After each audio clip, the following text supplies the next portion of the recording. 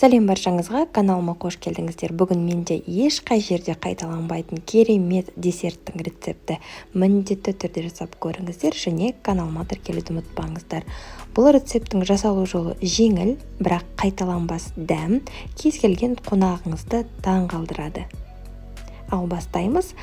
Бізге бұл рецепті дайындау үшін 100 грамм қант, 150 грамм бөлме температурасында тұрған жылы сары май және 250 грамм ұн қажет. Барлығын қолмен осылай араластырып шығамыз. Осындай болу керек. Одан кейін бір жұмыртқаны қосамыз да, оны да жақсылап араластырамыз. Және қолмен илей берсеңіз болады. Қамырымыз осындай жұмсақ, қолға жабыспайды. Әзірше тоңазытқышқа қоя тұрамыз, ал енді салмасын дайындаймыз. Ол үшін бізге 400 грамм қаймақ, 100 грамм қант және 4 жұмыртқа қажет. Барлығын жақсылап араластырамын.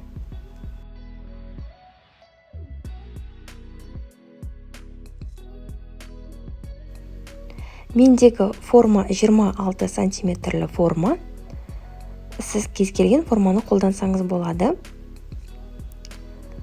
Қамырды астына осылай жасап шығамын, жан-жақтарын көтеремін, бортик жасаймын. Міне көріп тұрғандай.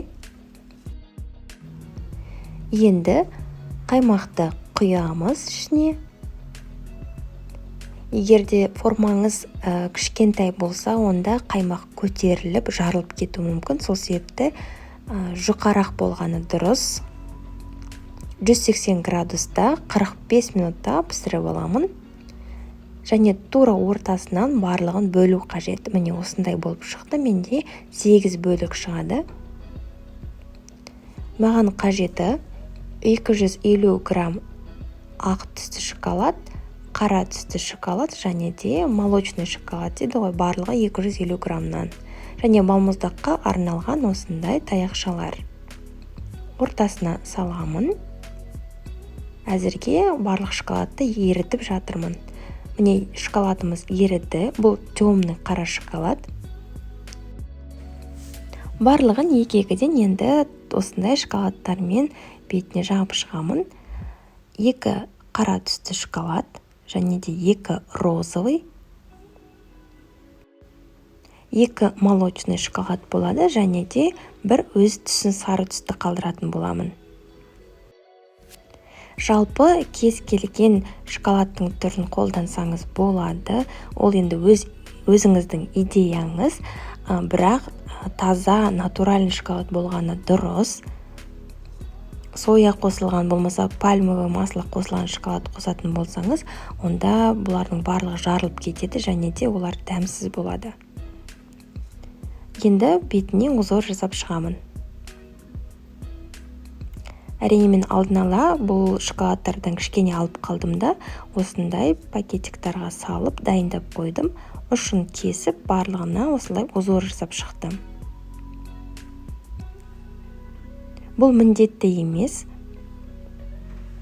Енді барлығын осындай әдемі және де тәтті шоколадтармен әсемдейміз, әдемілейміз. Жалпы идея әртүрлі болуы мүмкін, міндетті түрде емес қайталау. Кез келген шоколадты болмаса өзіңізде бар торттарды әдемілейтін заттар бар болса, соларды қолдансаңыз болады. Менде бұл қолданған заттар шоколад, киндер шоколады, қарапайым кәдімгі конфет шоколадтар және де Рафаэлло.